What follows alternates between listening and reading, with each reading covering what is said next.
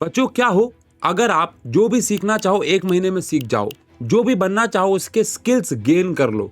सुनने में इम्पॉसिबल लग रहा है ना, लेकिन ये पॉसिबल है। बस इस वीडियो में कुछ बहुत ज्यादा पावरफुल चीजों को बताऊंगा, उनको समझ लो और फॉलो कर लो तो। See, when you realize you don't know anything, you would pay immense attention to everything. You can get up any hour, read any book, take any class, make any change, develop any skill, do any discipline. I mean, you can do it all. That they used to teach kids things and then throw them in the river.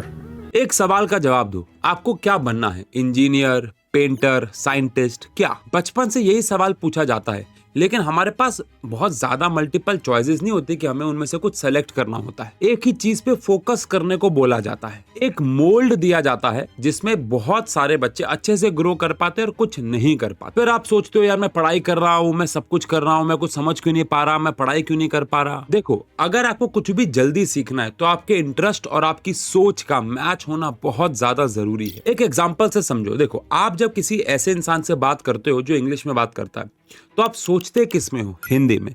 फिर आप उसे अपने मन में translate करते हो, फिर आप इंग्लिश में बोलते हो, जिसकी वजह से आप बहुत ज़्यादा फ्लुएंटली नहीं बोल पाते। लेकिन वो इंसान जो पैदा ही उस एनवायरनमेंट में हुआ है जहाँ पे वो सोचता भी इंग्लिश में और बोलता भी इंग्लिश में, जैसे मैं सोच अभी हिंदी में रहा हूँ और बोल भी हिंदी में ही रहा हूँ, तो इसका मतलब ये हुआ कि अगर आपको कोई भी काम जल्दी करना है तो आपकी सोच और आपका इंटरेस्ट दोनों मैच होने चाहिए। अगर आपको जेन्युइनली बहुत सारी चीजें करने का मन है, लेकिन आपको लगता है कि बहुत समय लग रहा है, आप सब चीजों को जल्दी जल्दी लेकिन एफिशिएंसी के साथ करना चाहते हो, तो आपको ऐसे वैसे माइंड सेट नहीं, आपको लेके आना होगा पॉलीमैथ माइंड सेट। कुछ भी सीखना हो तो ये पॉलीमैथ माइंड सेट से बेहतर कुछ भी नहीं है। आओ समझते हैं ये पॉलीमैथ माइंड सेट होता क्या है। पॉलीमैथ वो होता है जो एक ही टाइम पे ज्यादा चीजों पे फोकस कर पाता है। एक पॉलीमैथ स्टूडेंट की भी पहचान यही है कि वो मल्टीपल सब्जेक्ट्स पे एक साथ काम कर सकता है। जैसे कि एक म्यूजिशियन मैथ्स को राइम में देखेगा, एक पेंटर साइंस के अलग अलग कलर्स की वजह से उन चीजों को जोड़ेगा, यानी वो हर चीज को एक पजल की फॉर्म में देखते हैं फिर उनको जोड़ते हैं। अगर आप एक बार ये करना सीख गए तो चीजों के बीच में लिंक ढूंढना शुरू कर दोगे, चाहे वो लैंग्वेज हो, चाहे वो साइंस हो, चाहे वो आर्ट हो। इन सब में कॉमन ग्राउंड ढूंढ पाओगे और बहुत सारी चीजें आसानी से कर पाओगे। ये बिल्कुल उसी प्रकार से जैसे कि एक इंसान जो साइकिल चलाता है, जब वो बाइक चलाएगा तो जल्दी सीखेगा। क्या जो सीधा बाइक चलाने के लिए निकल पड़ा है वो बाइक चलाना सीख नहीं सकता? सीख सकता है, लेकिन समय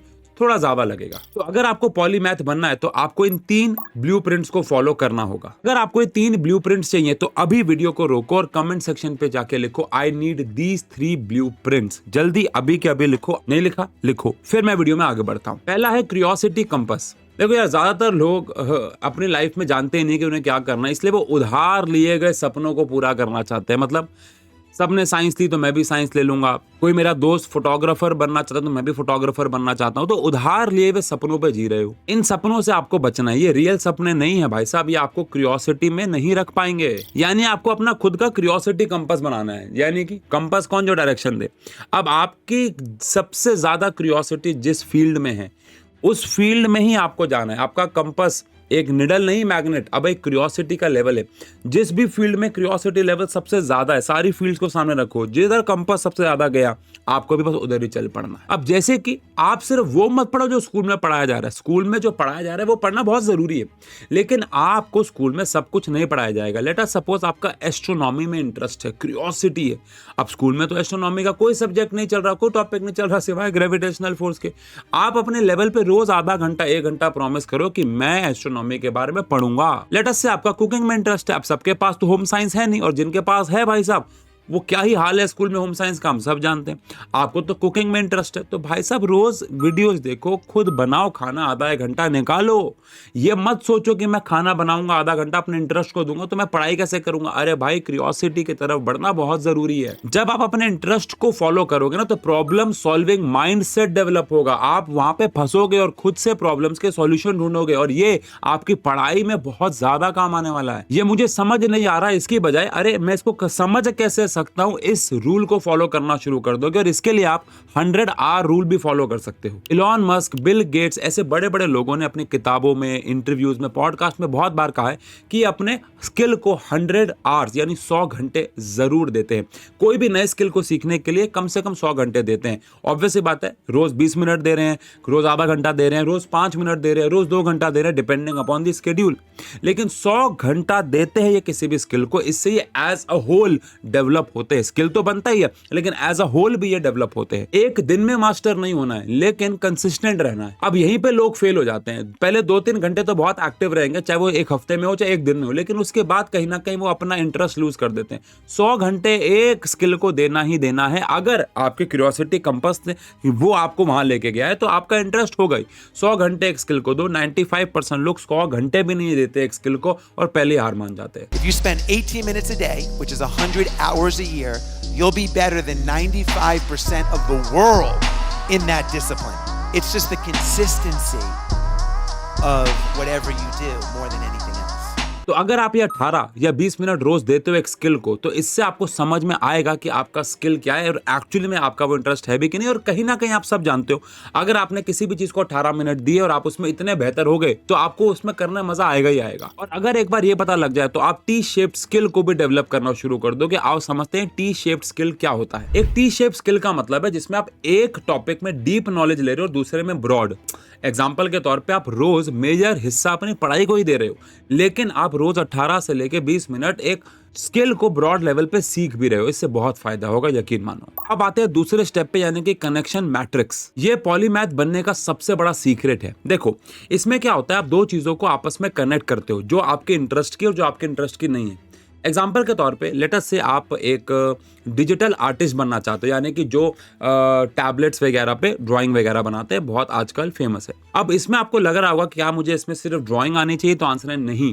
अगर आप ध्यान से सोचो तो इसमें आपको प्रॉपर ज्योमेट्री आनी चाहिए, एंगल्स बनाने आने चाहिए, लाइन बनाने आनी चाहिए। और अगर आपको उनकी इक्वेशन आती है, आप लाइन्स और एंगल्स को बहुत करीब से समझते हो, ज्योमेट्री को बहुत करीब से समझते हो, तो ये आपकी वर्चुअल ड्राइंग में, डिजिटल ड्राइंग में बहुत ज्यादा हेल्प करेगी। तो एक नॉर्मल इंसान तो ड्राइंग को ड्राइंग की तरह देखेगा, लेकिन एक पॉलीमैथ देखेगा इसको कि भैया इसमें तो मैथ्स की ज्योमेट्री और इनमें लाइन एंगल्स और ये शेप्स ये सब लग रहा है। तो इसकी वजह से जब भी आप लाइन्स एंड एंगल्स या उनसे रिलेटेड ज्योमेट्री से रिलेटेड जो भी चैप्टर पढ़ रहे होगे, आप बहुत ज्यादा इंटरेस्ट से पढ़ पाओगे, बिकॉज आपको पता है ये आपके कहीं ना कहीं इंटरेस्ट में बहुत हेल्प करने वाला है। मैंने बहुत सारे इंजीनियर्स को देखा है कि जब वो ड्राइंग बना रहे होते हैं और वो ड्राइंग बनाते बनाते इतने अच्छे हो जाते हैं कि वो इंजीनियरिंग वाली ड्राइंग के अलावा भी बाकी सारी ड्राइंग्स में बहुत बेहतर होते हैं। तीसरे स्टेप पे, यानी कि डिलिबरेट प्रैक्टिस। देखो पढ़ाई को ज्यादा टाइम देने से ज्यादा कुछ बदलने वाला नहीं है, ये आप भी जानते हो। आप भी अभी ज्यादा टाइम ही दे रहे हो। अगर आप एफिशिएंटली टाइम दे रहे हो तो टाइम ज्यादा देने से फायदा होगा, लेकिन आप तो वैसे ही ऑलरेडी बहुत टाइम दे रहे हो, तो फिर गलती कहां हो रही है? आंसर है फोकस्ड पढ़ाई में। डिलीवरेट प्रैक्टिस का मतलब है कोई भी काम, कोई भी सेशन पूरे ध्यान से करो और हर एक सेशन के बाद अपने आप से पूछो मैंने क्या किया, मैंने क्या नया सीखा, क्या मैं आज और बेहतर कर सकता था कि नहीं। साइकोलॉजिस्ट के एंडर्स एरिक्सन, जो कि peak secrets from the new science of expertise के को ऑथर है, इन्होंने अपनी रिसर्च में बताया कि जो टॉप म्यूजिशियंस हैं, चेस प्लेयर्स हैं, एथलीट्स हैं, वो सब इसी तरीके पे काम करते हैं, goal oriented and deliberate practice. Let us से अगर आप मैथ्स कर रहे हो तो रैंडम क्वेश्चन मत सॉल्व करो। आपने आज अगर परम्यूटेशन पढ़ा है, तो कोई भी टॉपिक पढ़ा है, तो उस टॉपिक के आपको 10 सवाल, ट्रिकी सवाल बनाने और देखना है कि मैं कहाँ फंस रहा हूँ कहाँ नहीं।